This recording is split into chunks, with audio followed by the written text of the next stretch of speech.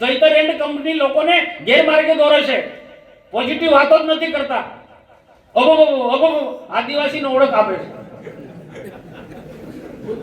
એ કહ્યું એને કહ્યું છે આદિવાસી એટલે કોણ? આ આદિવાસી છે. અને પાછા એક પેલા રાઠવા એક બેન છે, એ પાસે એ બી બેનોની સભા. આ સંસ્કારો આપવાના છે. એટલે કોણ? હું નાની મોટી બધી સભામાં કહેવાનું બંધ કરી દે છે એને, કાતો બોલતો બંધ કરી દઈશ. બધાય બોલવું પડે. એટલે કોને કઈ લુખ્ખો માણસ હોય તો કે ગામમાં હોય લુખ્ખો માણસ હોય. આપણા તાલુકાનો લુખ્ખો છે ધારાસભ્ય, તો કે ને તો સીધી વાત છે ભાઈ, સીધી વાત છે. ગામમાં ડામીસ હોય, લુખ્ખો હોય, પીધેલ હોય,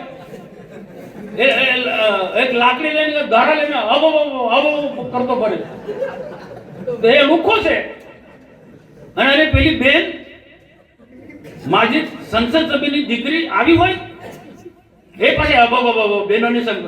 તમે કઈ દિશા પર લઈ જવા માંગો છો બહેનોને, યુવાનોને? કઈ દિશા પર આ સમજવું પડશે. મનસુખ વસાવે બધાએ બોલવું પડે, બધાએ બોલવું પડશે ભાઈ, નહીં તો બધાને અબો કરાવશે અહીંયા.